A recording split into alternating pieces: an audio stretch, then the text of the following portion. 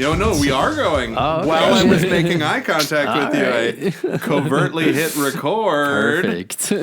Hello, everybody. Welcome to another episode of Trek in the Valley, the non-encyclopedic Star Trek, the original series rewatch, recap, and discussion podcast hosted by myself, Adam Ordall Quinnell, and my co-host with the Mo-host, Hey, how's it going, everyone? It's Al Hirt. Mr. Al Hirt. Oh, that was What's my up? coffee cup opening. Oh, Oh, really? shit. No, we'll edit that out. Yeah, The clipping. Oh, please don't. Click. Nah, dude, we can warts and all, baby, on Trek in the Valley. So yeah, we're All right. a weekly Trek, Star Trek: The Original Series rewatch podcast. We record just off Auto Row at an undisclosed location in the San Fernando Valley.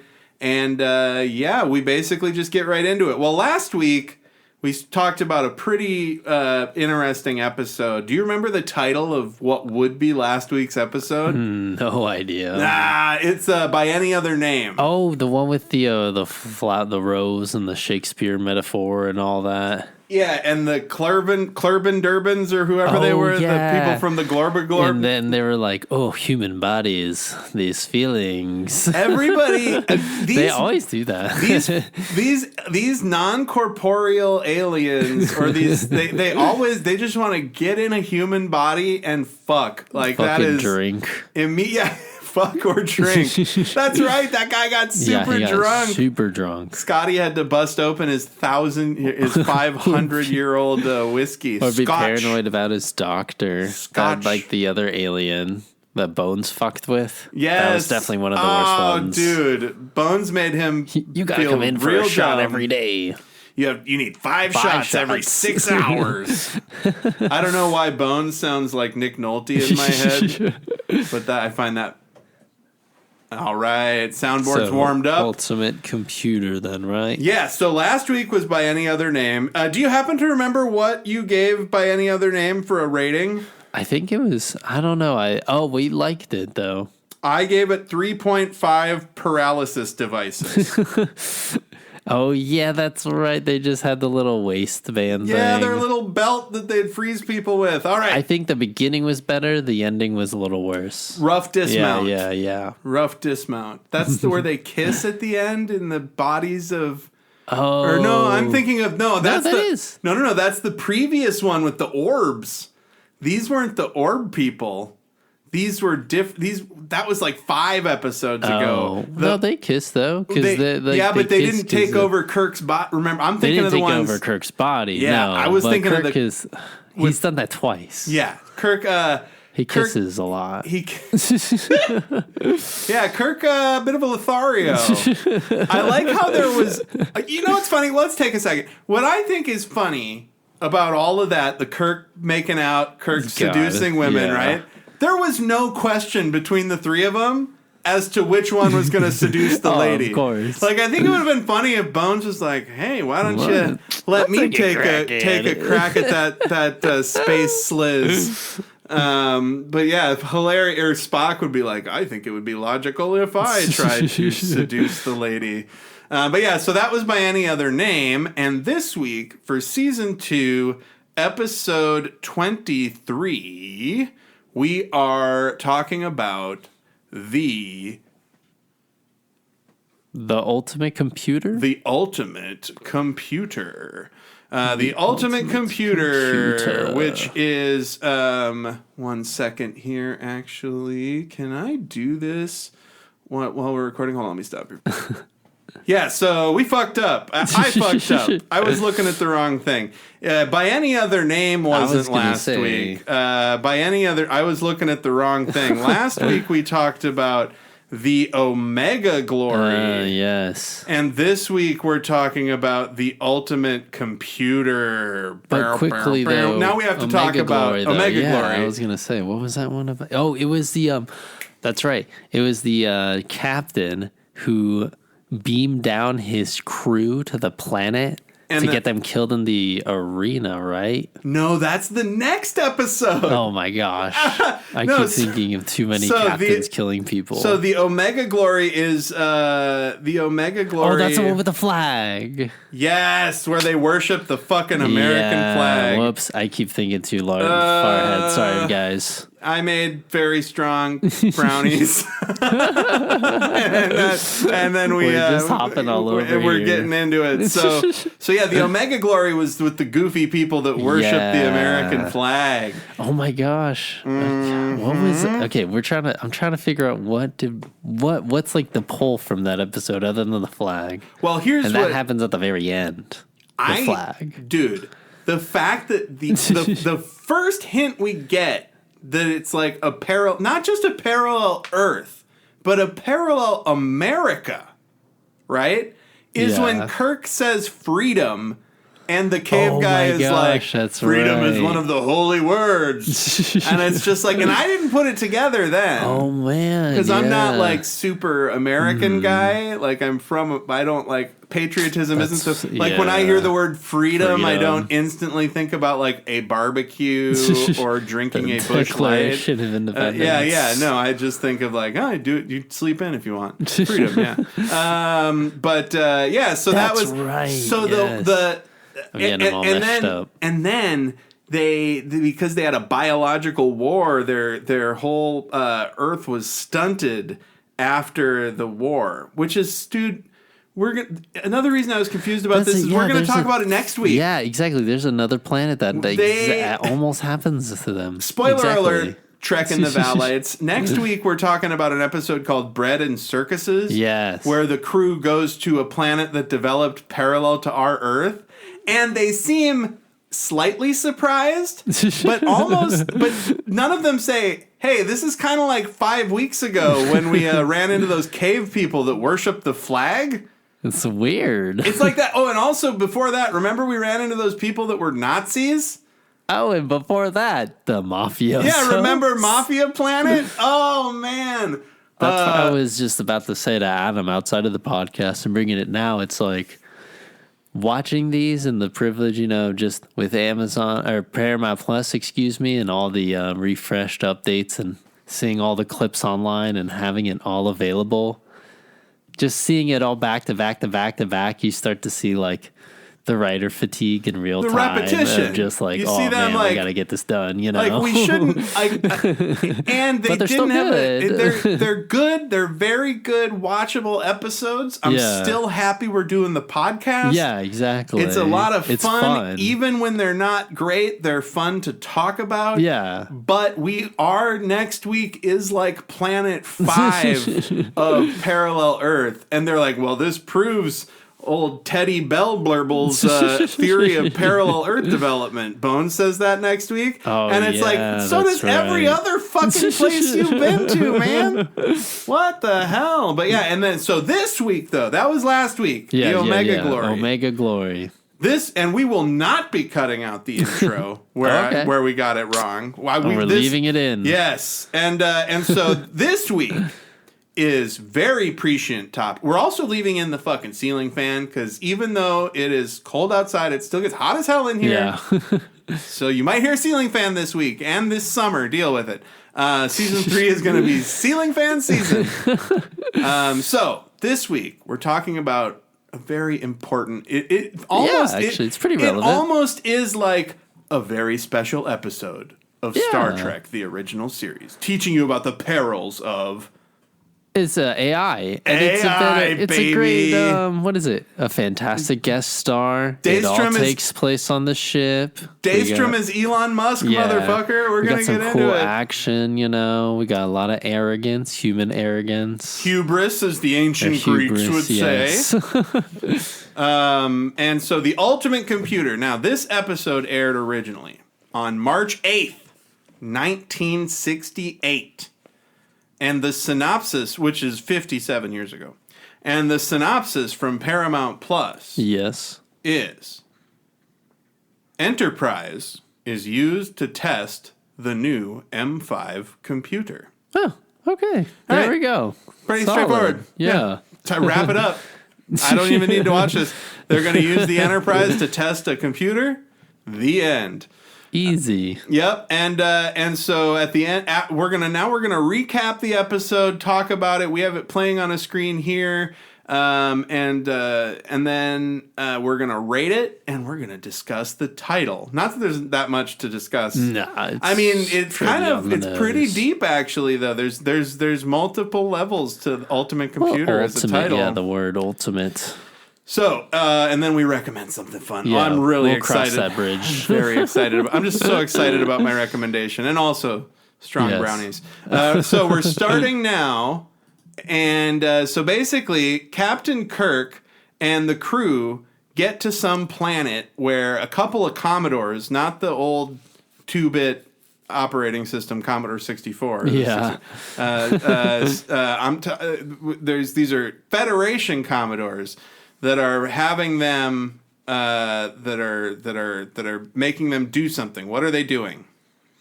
What, just see? Yeah, what's going on? What's going on in this episode?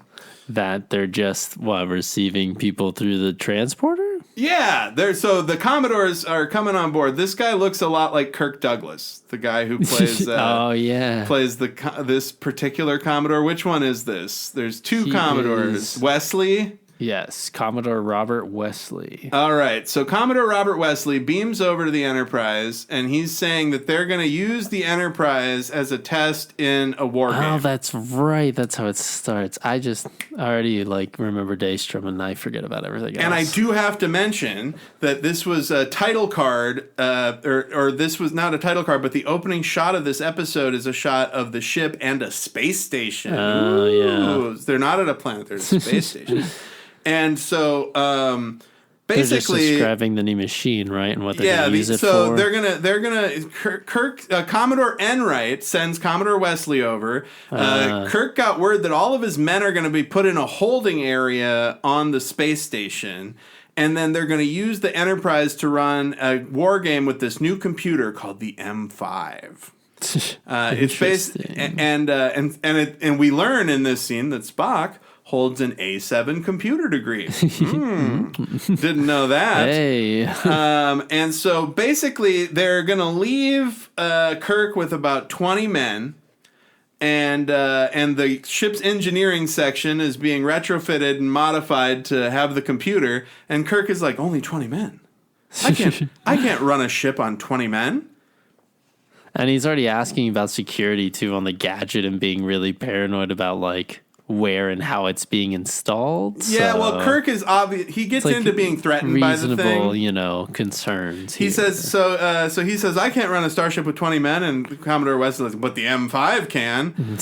And basically, Kirk's got to take a backseat and let a computer run the Enterprise for an episode. And this is the main crux of the whole issue with Kirk, the man against self thing of is a captain really needed for a starship and all that dilemma?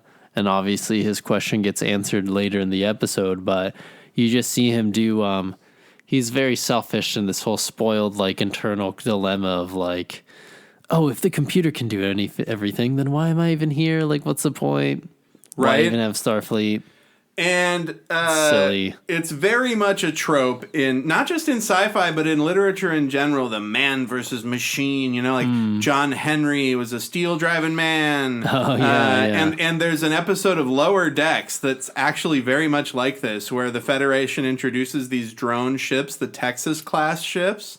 And of course, they all become evil because they get infected by Badgie, the badge training program villain. Well, do you think the episode started, obviously, that trope or one of those tropes of artificial intelligence? Well, it's from science fiction, from the 20s and 30s and shit. With there's always been, machines. And the story of John Henry, the man versus the machine, that's that's like a spiritual or whatever from the 18 somethings or others. Oh, okay. But they definitely, in modern science fiction television and movies, this is certainly a fucking episode that everybody writing about AI or cyborgs or whatever are probably aware of, Yeah. So we come back from the break, or from the opening theme, and we get rad title card of the spaceship and a space station. Now, Bones is obviously against this shit. We get a great scene, a three-hander scene of Bones, Spock, and Kirk heading down to engineering, where Dr. Daystrom has set up the M5 computer. Bones obviously is against this shit. He's like, Spock, there's nothing available to replace... Or Spock says, unfortunately, there's nothing to replace a starship surgeon. Which is funny because in Voyager, they have a hologram surgeon. No, and I was thinking of Data, too, and how they're all freaking out about what a computer would be or what he would do. Well, you haven't watched Picard. So all of Picard Season 2... or maybe Season 1 is about synthetics, because there's a ban on synthetic life, because supposedly these synthetic life forms who actually are... It all goes back to Daystrom. Yeah. So there's these synthetic life forms that do a terrorist attack on Mars, right? Okay. And so the Federation puts a ban on synthetic life. You can't make synthetic life ever from then on out, right? Weird. Okay. And but Picard finds this colony of robots or whatever, and it's like the Federation realizes they were wrong eventually, right? Yeah. But in and there was also because, and it's similar to when the Federation banned genetically augmented or genetically modified people. You know, the Federation has a long history of like banning genetic being dicks about people who are different. But yeah, so this. What about those people like Hodo or from Deep Space Nine? Odo, yeah. Well, they're liquid. Right. Yeah, they're not robots. True. They're not artificial intelligence. They're just weird, goopy aliens. They need to be put in a bucket. Yeah, they got to be in a bucket. They got to have their bucket. But that's only because Odo only has the bucket because he's not part of the Great Link. In the planet out beyond the wormhole, that was such a strange episode. A huge lake that's all just that's all just shapeshifter. It looks like a cool screensaver. It does, yes. Yeah. There's lots of good CG with the shape shifting. Good 90s CG in Deep Space Nine. Anyways, so computers, humans, they get fighting each other. Exactly, the man versus machine, and they get down to engineering, and we meet Dr. Daystrom. Yes.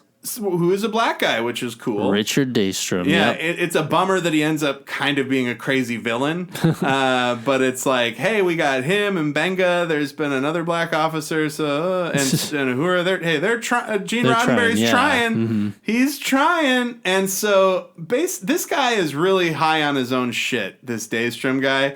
He's obviously obsessed with this experiment being a success. Well, he's put his whole heart and soul into it. One of the funnier parts, too, though, is that he goes, why M5? And he's like, oh, well, there was an M1 and 4, and those were pretty bad. One that worked. The 5, the one that worked out. And it was like such an interesting, what is it?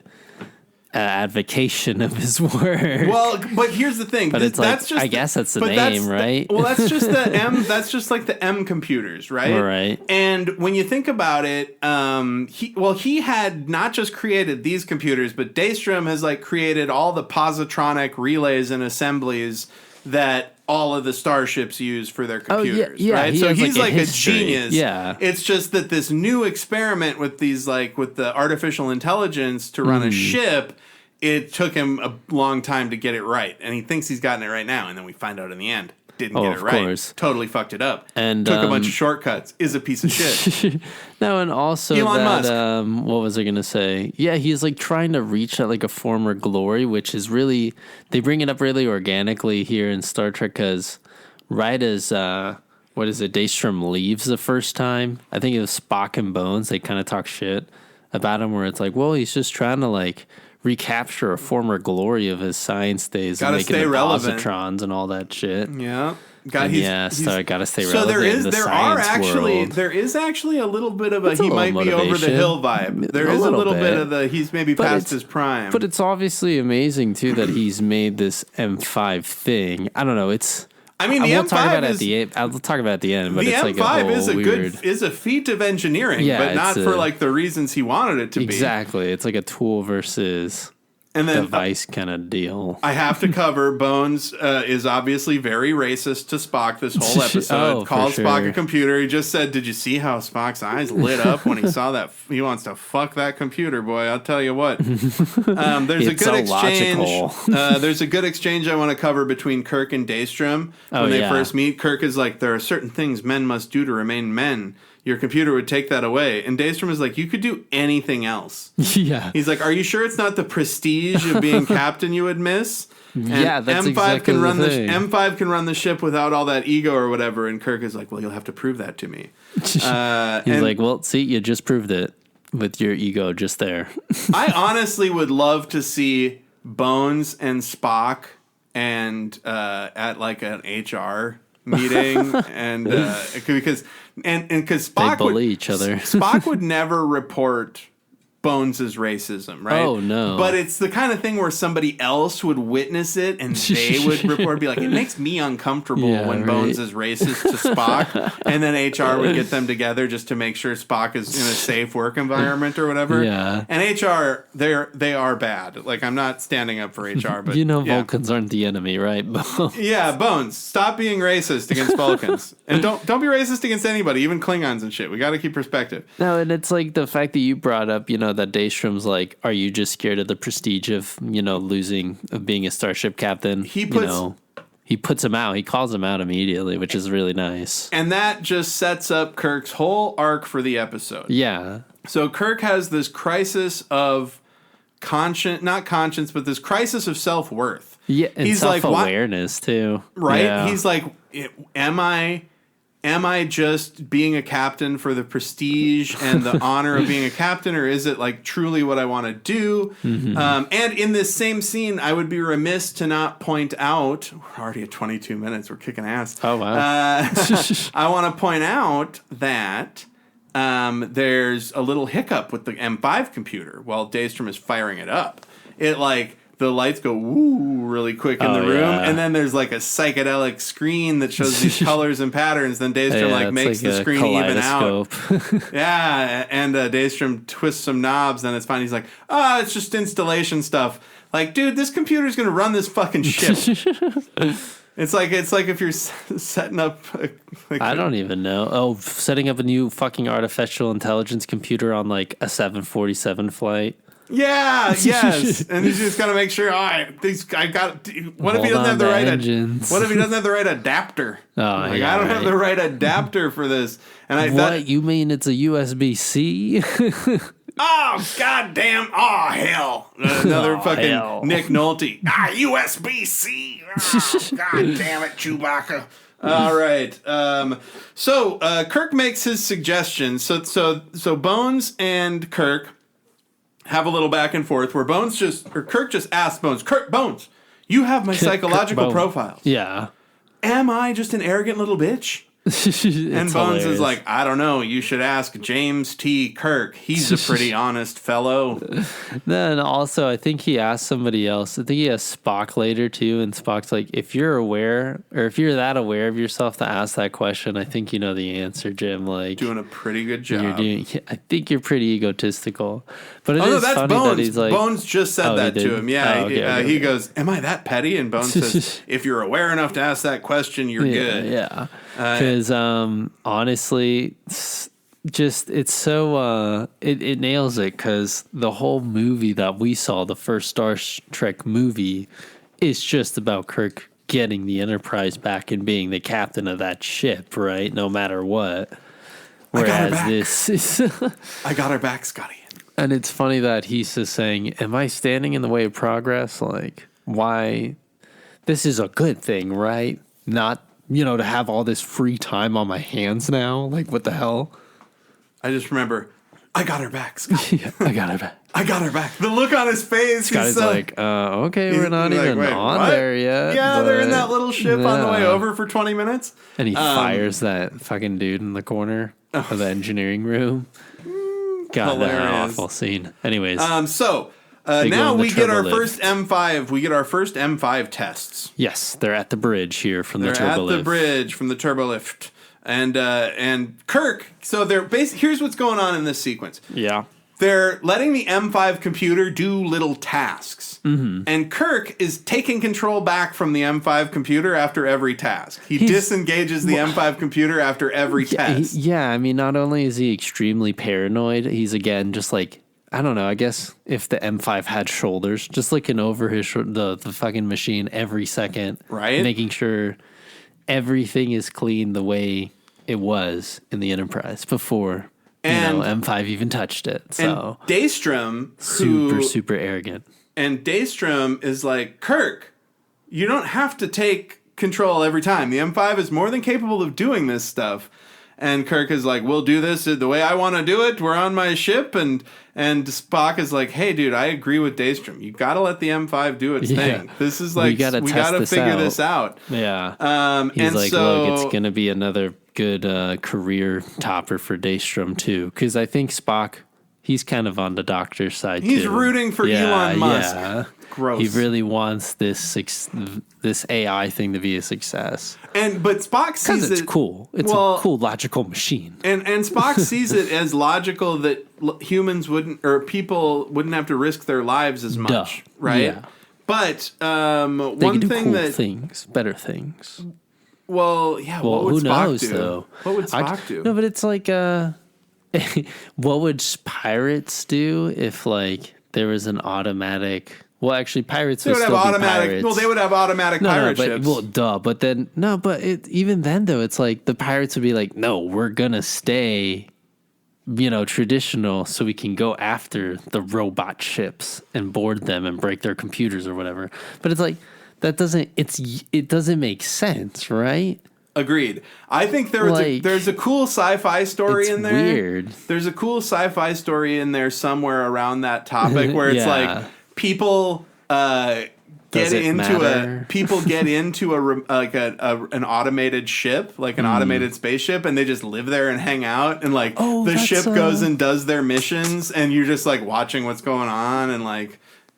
What was that? Like Stowaways, basically. Yeah, that was no, there was a movie like that. It was two leading actors at the time. It was Chris Hemsworth and then the lady from the Hunger Game, Jennifer Lawrence. They were both on a spaceship and they just like hung out. And the spaceship was like automatic, and I think they were just kicking it. We'll have to look that up. I'll look up the movie, but anyways. One thing I also want to mention before we get more into this Daystrom test stuff. Yeah. Daystrom is very important in Star Trek because it's like the Daystrom Institute is the future of, cybernetics and artificial life. All of that comes out of the Daystrom Institute, and the Daystrom Institute is shut down from creating anything new and kind of just becomes a museum or a prison for artificial intelligences after the ban. So this is like the impetus of or the creation of a very long-running Star Trek character and idea. Like the word Daystrom will be in every Star Trek forever because of all of that stuff. And But I mean, he already has positrons, right? Yeah, I mean, he could go quietly into the night, and and he'd still be famous and rich. I mean, I guess it's communism, so that nobody's rich. Right, but he's fine. So basically, we're getting to the point in the test where they're all pretty pissed at Kirk. Everybody just wants him to let him do it. Yeah. And Daystrom is like, listen, Kirk, your orders are clear about this last part. You have to let the M5 computer make the approach to the planet, analyze the atmosphere, and then give recommendations for a landing party. And so Kirk decides to kind of make it a little challenge where Kirk is going to give a landing party recommendation, and then they're going to see what the M5 recommended, right? And it's funny because as they approach the planet, Kirk is like, standard orbit, Mr. Sulu. And Sulu's like, the M5 has already done it. And like Kirk keeps doing that. And it's like, dude, you're smart. Figure it out. Like, you don't have to keep trying to do everything. It's more of like a... They're really hitting the audience over the head with Kirk's frustration. It's just the old man, kind of getting in the way of the computer and trying to do the same thing. It's the repetition and the fact of like, okay, you don't have to do that. Okay, you don't have to do that. You really don't have to do that. The M5. I think that's what gets you too. Let's talk about the design of the M5 computer really quick. So I'm going to pause it. When I it do comes like the back up. kaleidoscope stuff. So there's two components to it. There's a flat screen that has horizontal lines of different colors that like go little across beams. it. Yeah, beams. Good. Good descriptor, buddy. Yes. And then right next to it, there's what looks like a floor tom drum. Yeah, it's that's got a projection on it of like underwater. It looks. What is this called? You stick your eye kaleidoscope. In kaleidoscope. Yeah, well, and you kind of rotate it, right? It's sort of like a kaleidoscope is a fractal. Where it's a repetition of the image. This is more like a swirl, but True. yeah, you're right. It does look like of something. It's like a kaleidoscope sans the fractal stuff. It's like if you look through and just saw everything swirling in there. But then they like put a footage of that over the tom drum looking thing. Yes, it's projected from underneath. Yeah, clearly. I love the fucking practical projection effects they do in they're this just like series. It's sci-fi. Like they don't need to know. It's great. Yeah, it's like they don't need to see what's on the computer. Honestly. Hey Al. Because it's so futuristic. Do you remember earlier in the episode when they were like 2 minutes ago in the episode when they were setting up the M5 computer and it had like a little hiccup? It was like a little woo when they were setting it up and they're like, it's not a big deal, just plugging it in. Well, now that the M5 computer is on approach, the power starts going out in different sections of the ship. Yeah. And power shut down on deck 4, lights, environmental control. Check it out, Scotty. Now, eventually, Daystrom will explain why that's happening. I figured it out immediately. But why wouldn't he say that now? I don't know, because he's a psychopath. It's because he figures it out later. That he's a dipshit. Oh, no. Exactly. It's like, what is it called? We were talking about this, outside of the podcast, but it's like a lot of people... It's funny, too, that he says, the M1 and the M4 didn't work, as in implying that he tried this on a starship. But he's saying the M5 it'll work. Obviously, it never does. And it just seems like this is the first draft of his device or of this prototype of this M5. I mean, I don't... Like you said, he's kind of learning to see the reactions along the way. Like, he didn't test this with another starship. Yeah, no, this is definitely the first test. Like turning, dude. This is definitely the first test. They're doing war games. And it just really feels like... So because his technology was so prevalent in all the Federation ships, it really feels like they were eager to... They bought... It's so much like Elon Musk. He tricks... he's got one success, tricks everybody into thinking that he knows all this new technology... Cuts a bunch of fucking corners and fails, Yeah. And he gets like governments to back him, and he's the same fucking guy, dude. Yeah, he goes a little crazy, especially at the end. So here, Kirk is saying, "I will make the landing party recommendation. We'll see what the computer does." Oh god, this scene is awful. So Kirk, I love it. It's so cringy, though. It is very cringe. Yeah. So Kirk says the landing party will consist of myself, Dr. McCoy, astrobiologist Phillips, geologist Rollins, and is there one other person? And science officer Spock, right? And then play the M5's recommendations. M5 knows all the information about the planet, the exact same shit that Spock gave for the analysis. He's like, okay, duh. More lights are turning off in a different section of the ship, and Daystrom says nothing about it. And then here's the recommendations for their survey party. Spock, astrobiologist Phillips, the M5's recommendations. Geologist Carstairs, that's different. And that's it. And then Kirk says the only difference is landing party personnel, and that's a matter of judgment. And here's where Kirk and Daystrom are like, the computer doesn't make judgments. And Spock is like, it makes a logical conclusion. Yeah, it's like a computer. That's a judgment, motherfucker. And it's only as good as the data that you put into it. It's like, why AI we have now is bullshit. That's true. It's, what is it? It always goes back to like, it could be an amazing tool, but it's the person that's using it that makes the extent of like how useful it actually is, right? And they really hit that on the head at the end. But here's where Kirk asks, why would it pick Carstairs instead of Rollins? Carstairs is new. Rollins is the head of the department. Well, it turns out Carstairs worked on survey ships in this area in the past, and the computer knew that, so it was able to make a better Through its history. judgment. Yes. Like, they say it's not a judgment, but that's all it is. It's just different words for the same shit. Yeah, choice. But Al, Daystrom says, but aren't you most curious as to why it didn't include you and Bones? And what does he say? What he just doesn't say anything. He's no, like, Daystrom whatever. does. He says there. Oh, Daystrom? Yeah, Kirk says fine. Oh, that you're non-essential personnel, buddy. Yeah. And he just turns around and he's like, what the hell? And then he turns to Scotty, and Scotty's like, he turned off more lights, Captain. And then it's like, da-na-na. And that cracked me up too. I was like, I love how that Kirk hearing that he's non-essential personnel is like, oh, cue to scary music. Uh-oh, this is a problem. But his it's like, ego. yeah, exactly. And but Bones or Scotty with an actual issue.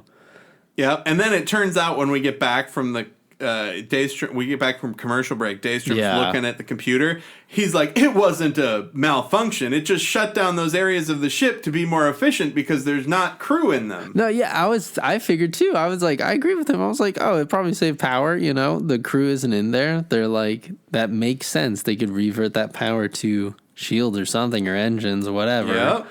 But it's just talking about how, even though it can make all these decisions, though, they keep going back to that word judgment and how, like, or intuition, he says here. Intuition, yeah, and how, you know, you have to know from experience or from, like, I don't know, I guess, like you said, with the information that you feed into it, just knowing things isn't everything, I guess, is like exactly what this episode's trying to say. There's a human element that ties memory and experience together. Yeah. To make to have that intuition. And then this is where Daystrom says the multitronic unit is a revolution in computer science. I designed the duotronic elements used in your ship right now, and I know they are as archaic as dinosaurs compared to the M5. So he's saying it's that leap in technology, right?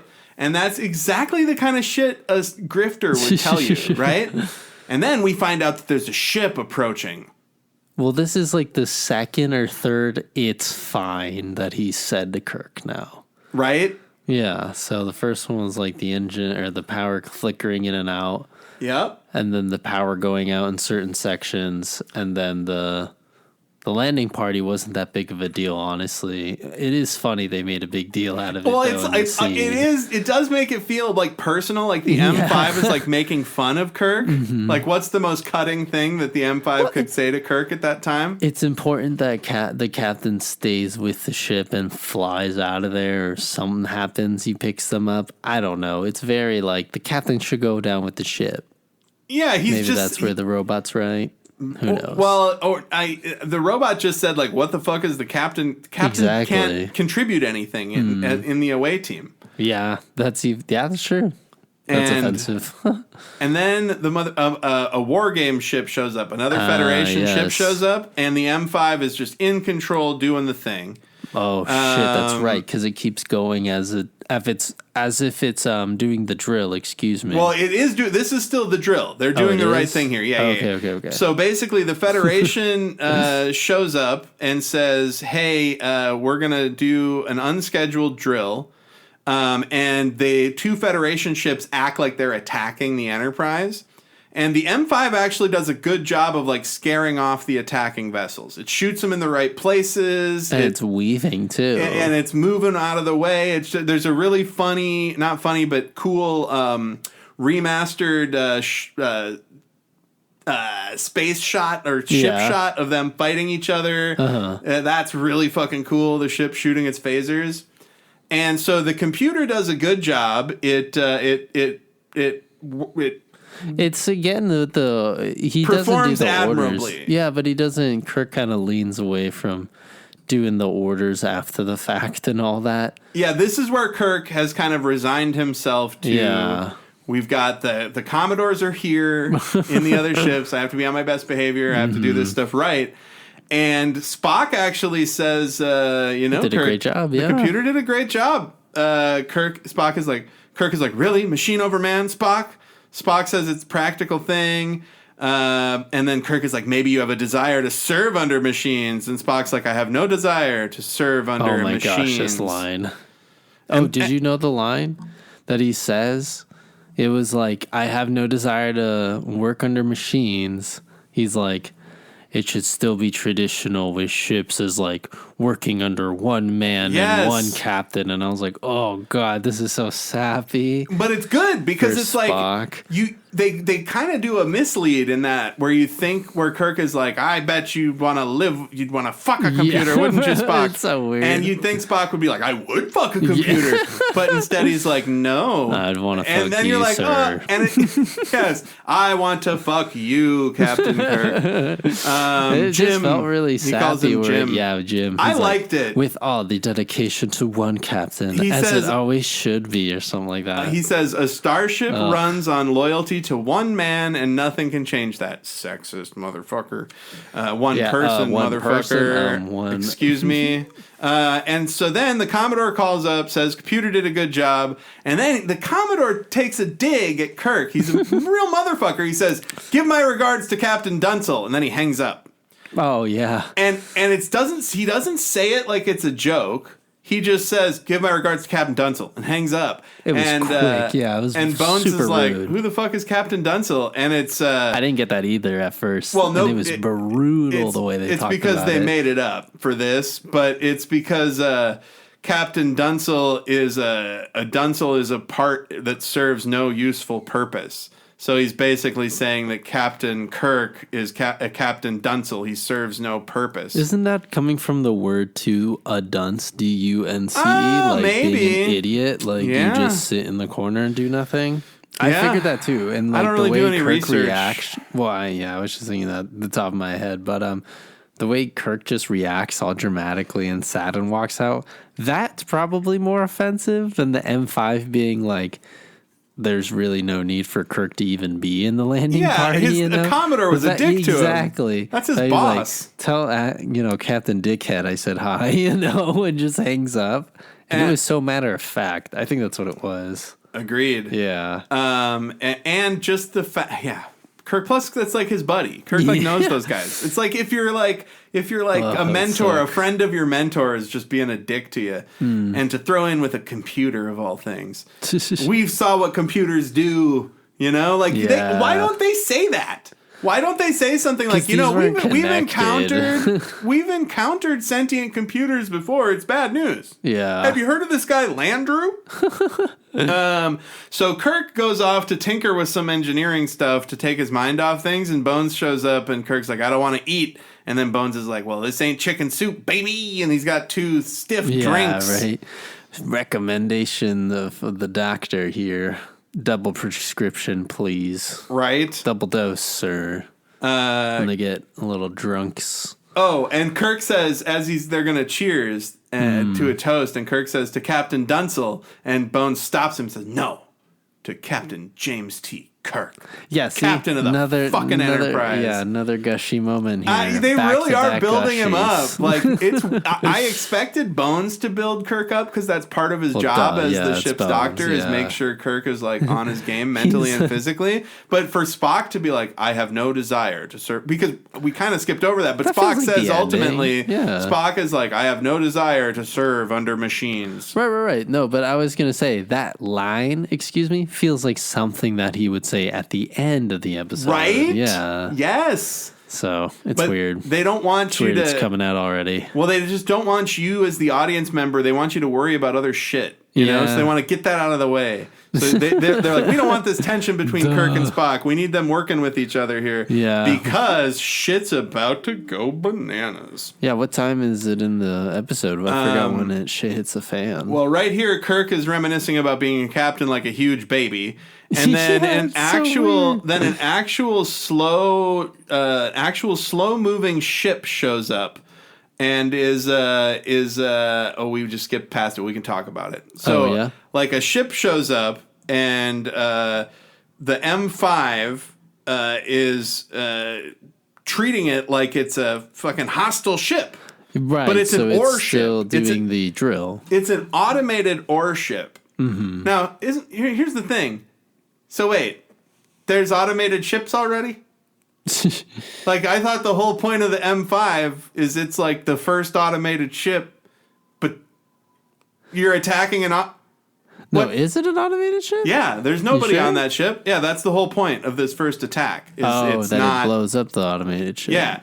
So they find this mining ship, which is an automated ship. Yeah. No people on it. Ship flying itself. Yeah. Like artificial intelligence? Kind of like the M5. Maybe it's but just not a crazy. One-way. Yeah, it's obviously like it's like the M2.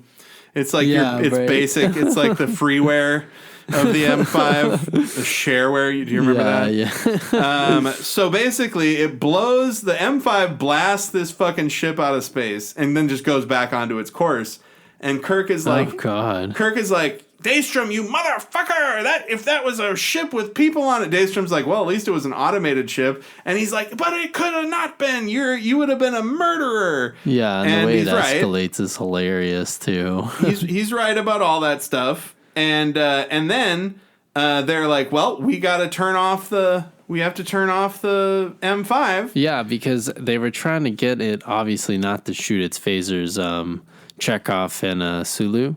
Yep. But they couldn't steer it. They couldn't change the phasers. So they were like, well, the M5 pretty much took it over. Yep. And that shot of fucking Kirk just being like, God damn it, Daystrom, how do you shut this thing off? You know, with his finger pointing at him. And Daystrom's like, we need to relax here and, take exception that this machine is trying to, do the best that it can. And right.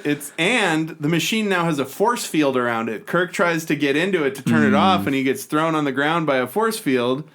Yeah. Spock has a pretty funny line too, where he's like, not only is it capable of taking care of the ship, but also taking care of itself, Captain.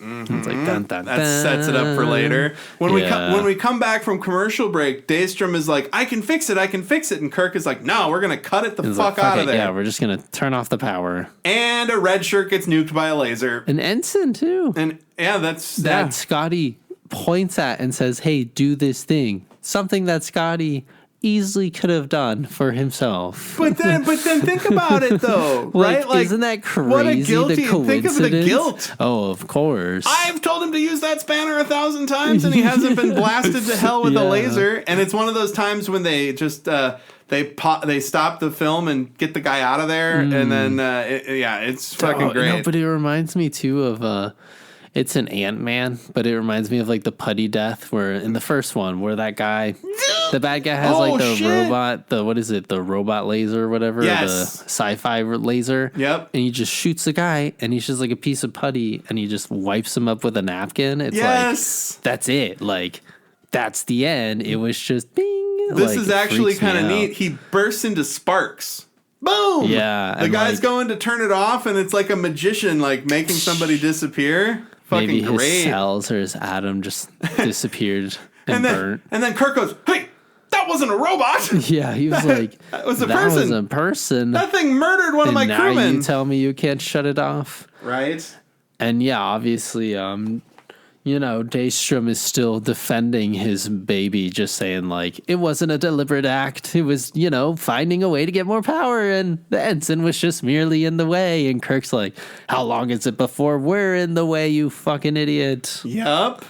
And it just gets really intense. So they go back to their, They go back to the conference room and have a senior staff meeting. Skipping around. So first we got to get... so then Spock and Scotty have an idea where they can, if they disrupt it from engineering level 3, they might be able to get control back from the ship. Right, it's got to be some like mechanical manual thing that they're switching off here. And this is where Spock lays the seed when he's just kind of analyzing the situation. He says it's weird because the M5 is not acting logically. And so then Scotty and Spock go into the Jeffries tube. And this is where Daystrom's defending himself. He's like, you don't turn off a child when it makes a mistake. The M5 is growing, learning. That fucking comparison killed me. I was like, no, you don't turn. It's not a child. You would put a child. If a child used a laser to melt an ensign, you would put it in the corner. You would take its laser away from it. At least. And so basically, then Bones, who's a good human. You know, he's arguing with Daystrom, who's representing robots. And Bones keeps saying, like, look, this is fucked up. The ship's a psychotic killer. You didn't create a good thing. And then Daystrom says, ultimately, I'm going to prove you wrong. It takes 439 people to run a ship. My machine can do all of that in one thing. No, and then this whole shtick, though, is like a whole Thanos thing of like, oh, if I do this great thing, think of all the lives that it'll save. Think about how many lives I will save by doing this thing. Or, excuse me, not a Thanos thing, but in the sense of like, he feels so righteous of what he's doing. That it looks past the danger of the moment. Exactly. Yep. The danger of killing all these, or eventually, you know, what he ends up doing.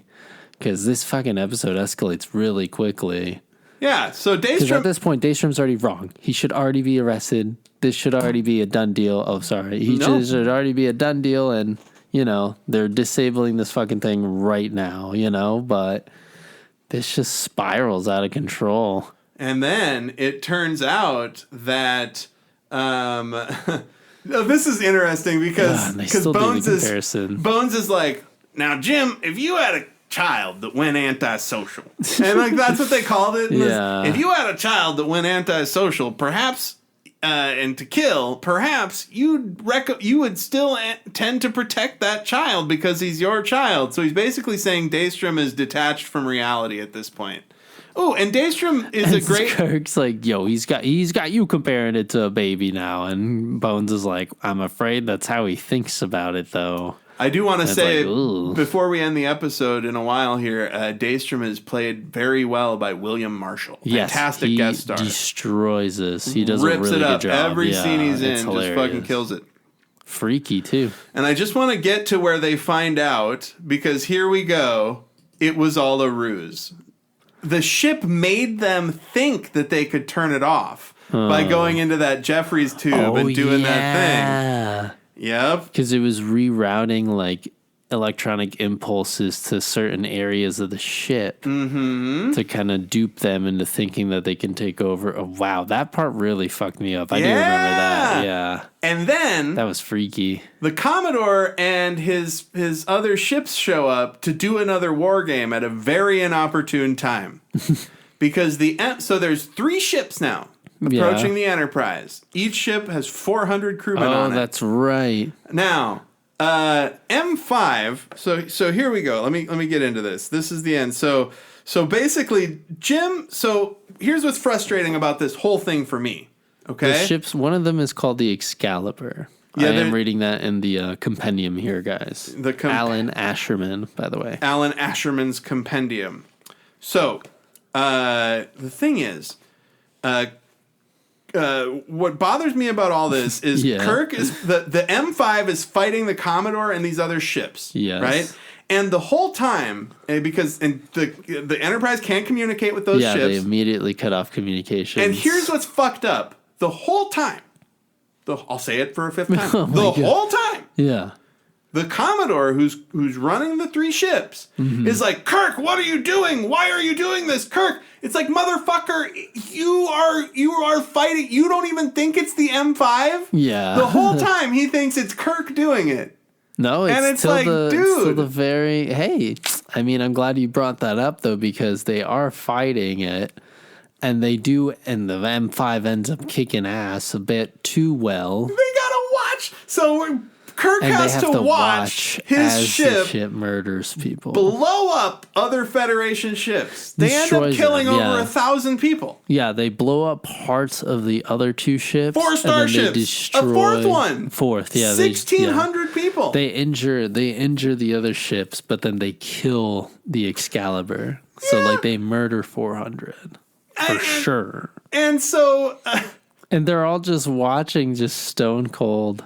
And they can hear the Commodore communicating with them, saying, "Kirk, break off your attack. What are you doing?" And Sulu and Chekhov are like, "Okay, it's now engaging its phasers. Hit on Excalibur. Okay, shit. Now it's riding around here. Direct hit. It's so painful to hear. The Potemkin is another one. The battleship Potemkin. Now this is where the big reveal. Okay, this is where all of the Spock talking about the computer acting illogically comes to a head. Because they find out that Daystrom's a bit of a cheater. Daystrom didn't make a multiphasic brain that could do all of this stuff. What he did was, he made a pretty good computer, and then he juiced it up with human brain engrams. Yeah, he put his brain. Yeah, his engrams, which is your brain patterns. Yeah. They talk about it a lot in Deep Space, in Voyager. They got engrams they need to separate. Huh, okay. Because somebody's got two consciousnesses, and they have to What separate the fuck? engrams. Yeah, so, and it's so funny because I was watching this, and it was all baked or whatever, and they're like, what did you do? And I was like, I bet he imprinted his own engrams on the robot. And then they're like, you imprinted your own engrams on the robot, didn't you? And I was like, yeah, I remember Voyager and Deep Space Nine and other times that they've talked about engrams. And so then it comes out that Kirk is like, well, whose engrams did you use? And he's like, well, mine of Daystrom was like, mine, of course. So that's why the computer is a murderous psychopath. That's why it's his baby. Because it's literally a piece of him. And so basically, they're trying. They want. Let's see here. So they haven't blown up all 3 ships yet. And then, no, he's pissed though because they're already getting injured. And then the Federation is contacted, and they have to listen to the ships that they're killing call the Federation to be like, "Kirk's killing us all! My God!" Damage casualty reports. So here he says the Enterprise refuses to attack. We have many casualties. We have damage. The Enterprise refuses to answer and is continuing to attack. Why aren't they saying the M5 is refusing to answer and continuing to attack? I know. They're like, oh my God, Kirk's gone rogue. This is it, folks. It's happening. Kirk just happened to go rogue when we were giving a computer to test the fucking shit. Yeah, and all of a sudden you see, now that he's killing life, Daystrom panics and just crawls back to the communicator or the little box near Spock. The whole thing and he's here. pleading with the M5s too at this point. Daystrom, the Commodore says that we got to blow up the Enterprise. Yeah. And then Daystrom, now that Daystrom might get blown up himself, is like, I can convince the M5 computer to stop doing this. And he says, and the computer is like, programming dictates that the enemy vessels must be neutralized. And Daystrom's like, but these are not enemy vessels. These are Federation starships. You're killing. What does the computer say? Oh, and then he changes from "you're killing" to "we're killing." Yeah. Murdering human beings of our own kind. And Kirk is like, this is so stupid. And Bones goes, you better fucking pray that Daystrom begs and convinces that machine to not kill us, dude. Yep, and he's saying, and so Daystrom is just begging this machine to not kill any more people. He's accepting his own responsibility. How can we repay that? The look on his face. Oh my God. They attacked this unit. Programming involves freedom. Well, and he also says we've murdered. Like he's taking, like you said, literal responsibility for it. And just to compare, 10 minutes ago, he was like, oh, that was just an ensign. He just got in the way. The machine was trying to get more power here. Right? So Spock says Dr. Daystrom has created a mirror image of his own mind. And then the computer is saying we must survive, and Daystrom is saying we will survive. Nothing can hurt you. I gave you that. You are great. I am great. I don't like that. When Daystrom is like, you are great. I am great. Let's see. And he says 20 years of the things that I had to do and prove, and seminars of lectures to rows of fools who couldn't begin to understand my systems. Yeah, this guy's got baggage. He really starts to lose it here. But this whole monologue is a really great scene. Yeah, he definitely. This was absolutely his audition. Yeah, a testament to his acting prowess. And they're all just staring at him on the bridge. Yeah, and while this is happening, the Federation is coming to destroy the Enterprise. Spock then knocks out Daystrom and sends him away. And then, let's see here. I can't remember. How does this get resolved? Okay, so then they're trying to figure out what's going to happen, right? And Kirk is like, you know what? Fuck it. Let me talk to the M5. Oh, the guilt. And so then, yeah, exactly. And he's like, you know what I can do? Since it does... that's the whole thesis or the whole point. The compendium says it too. and what you said earlier, it's like, it's an artificial intelligence machine, but it's the fact that we imprint it with our own human qualities. That's how it has its own bad human qualities too, Yes. with guilt. And so then Kirk is like, perfect, I'll talk to it. So then he goes, okay, M5, you're supposed to be good and you're supposed to be, surviving. You must survive and you must kill this, or I guess you had to kill to survive, but you murdered, right? And murder is bad. Therefore, bad things must be punished and must not live. So, don't you feel bad for murdering? Here's the logic loop. Yes, you're on the hunt.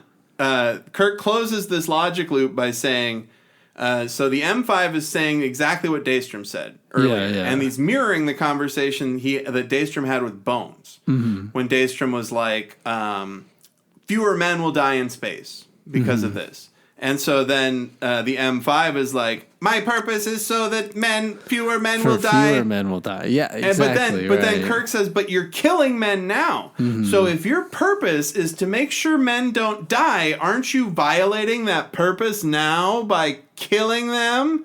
There we go. That's right. And that's how he was saying they were murdered.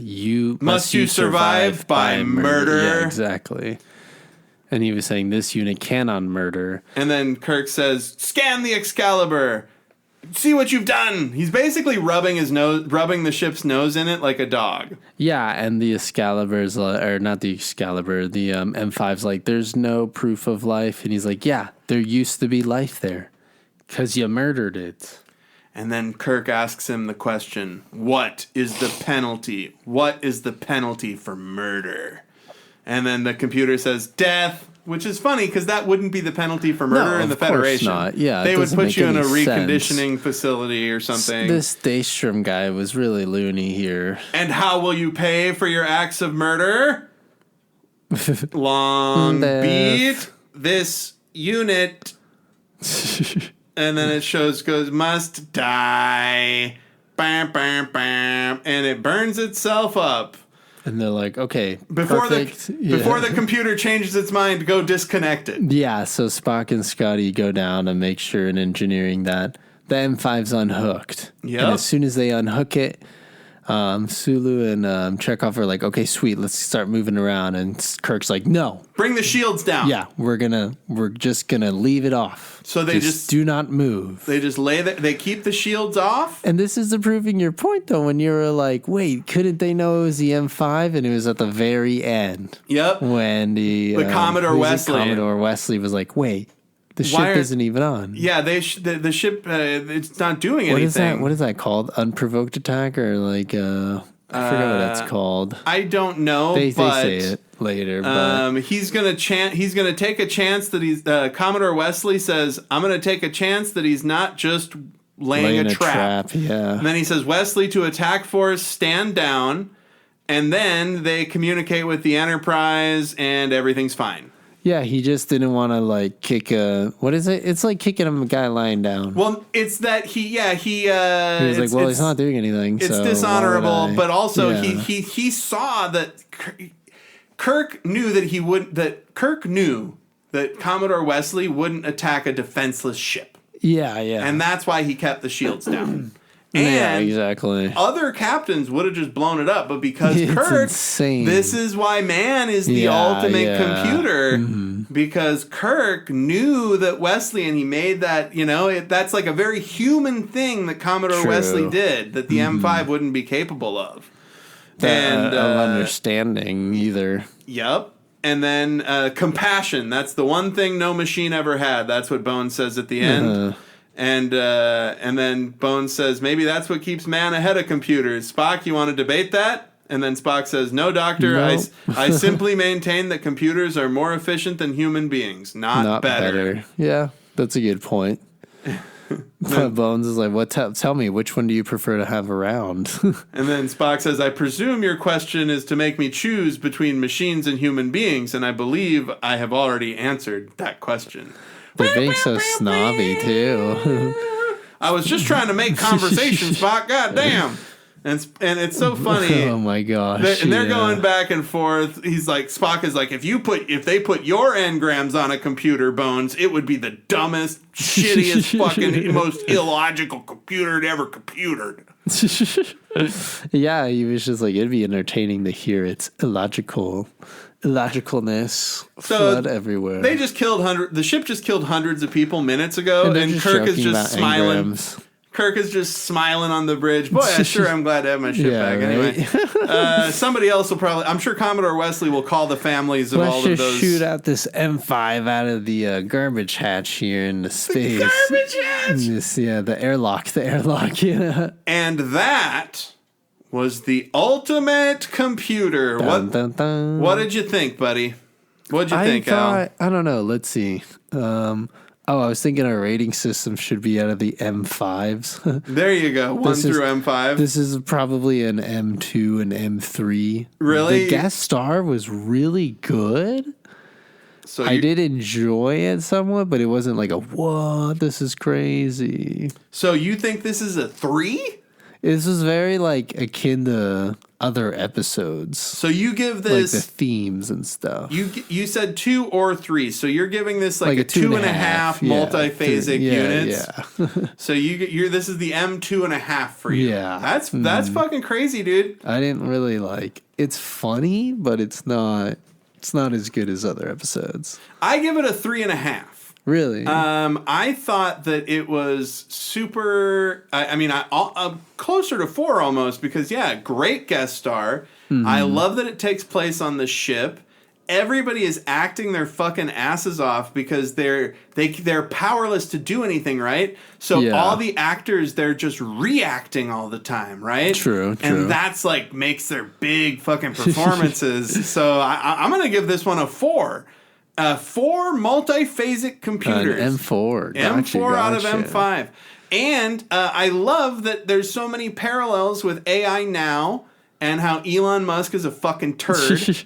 And you could just watch this episode and be like, that guy's Elon Musk. He's a fucking turd. This is what happens to him. He kills a bunch of people. And it's even a bigger pleasure, too, to always just know that it's like, duh, AI can never really take over because it is a tool. It's just a mean, like they even knew it back then. Yes! It's like, it's always been a story of, like you said, man versus the machine. Go ahead. No, go, you do it. Oh, just the reason why I was reading the compendium and it was making comparisons to other episodes, and we were talking about Star Trek fatigue at the beginning where it was just like, I do kind of get it. It's like a mishmash.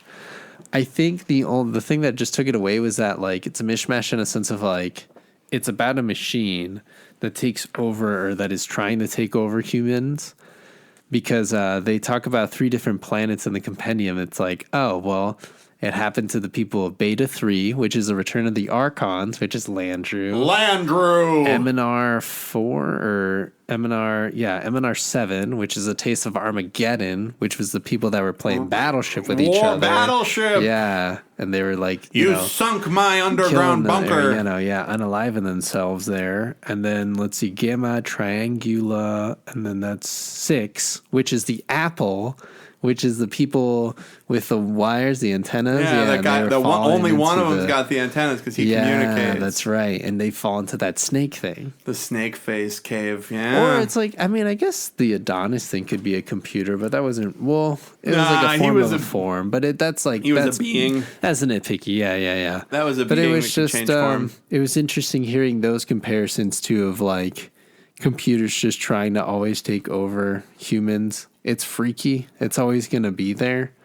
I just think that like this episode was just, I don't know, just a lot of different ideas that it could have gone down. Yeah, they really cut that Spock and Kirk tension off at the knees when Spock 20 minutes in is like, no, I'm not into this, dog. Whereas the episode after this kind of covers it really a lot more and it goes quickly.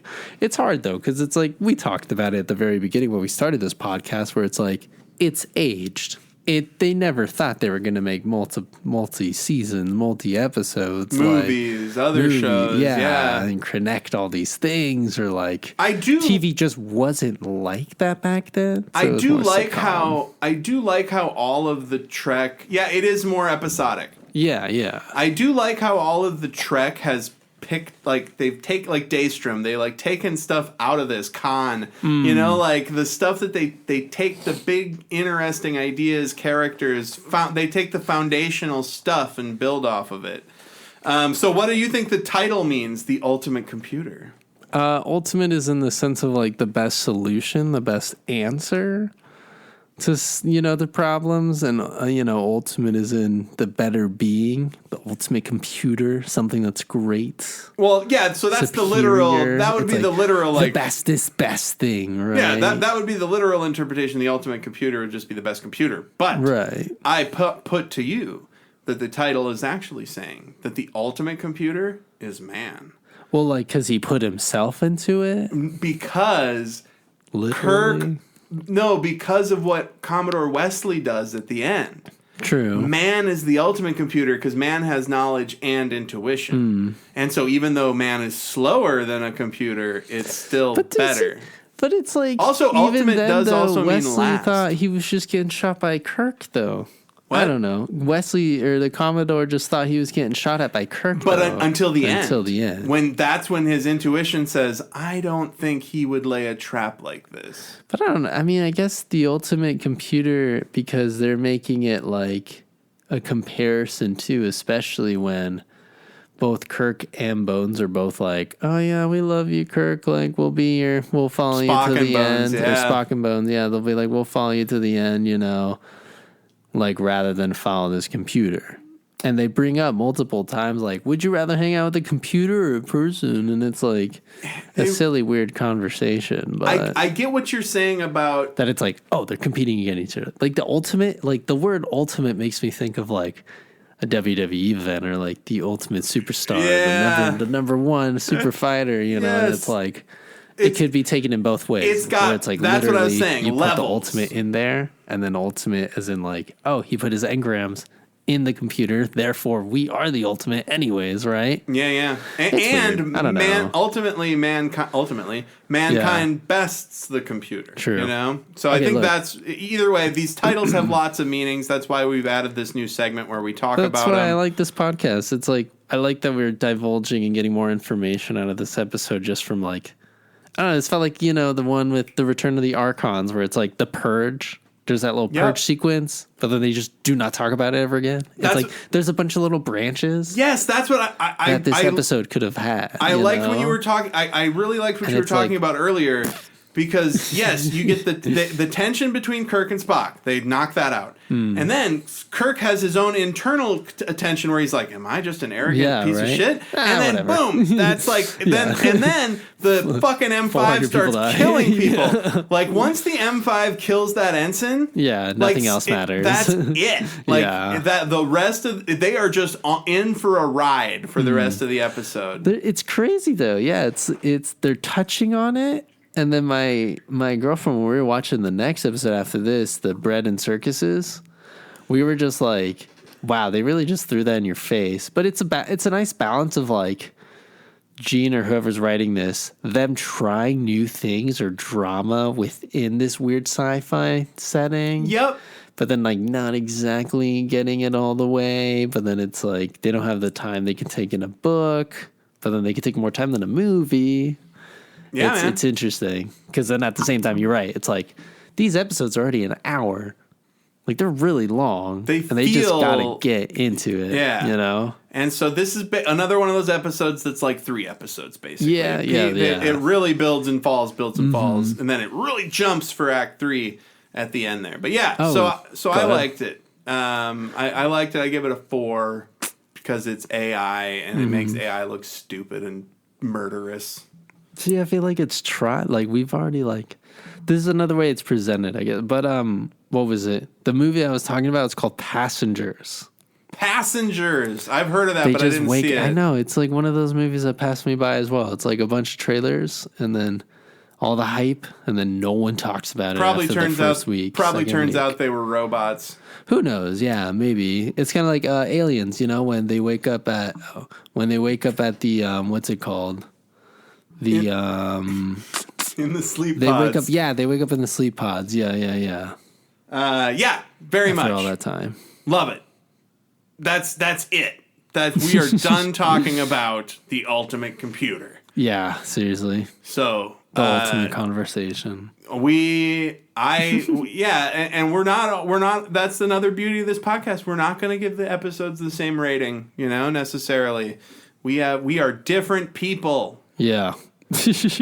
All right. In case you were wondering if this is just one person doing voices, yeah, it is not. So at the end of all these episodes, we like to put a little button on it by getting out of the Star Trek universe and discussing a recommendation for other media. Al, do you have any recommendations for this week? Trying to think. I guess I should say, what is your recommendation?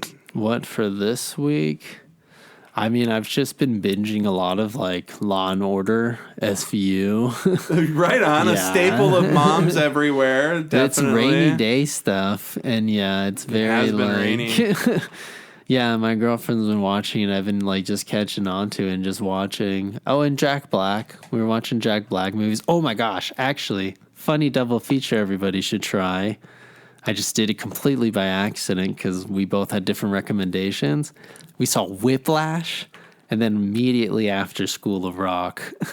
And we were like, wow, that's awesome. Two music teachers that are teaching in completely different ways. It was hilarious. That's Whiplash and School of Rock. Agreed. Yeah. That would be a good one. Double feature. And definitely do School of Rock second to chill out. Yes, after. Exactly. Whenever people talk Whiplash about smacks, dude. I like it. Nuts. Whenever people talk about Whiplash, I always think they're talking about the Elliot Page roller derby movie, Whip It, or whatever that was called. Mm-hmm. So good, do a double feature of Whiplash and School of Rock. I love SVU. I actually saw a sneak preview of School of Rock when I lived in Fargo, North Dakota. That's cool. It was like a month before it came out. They were showing it in select theaters, but.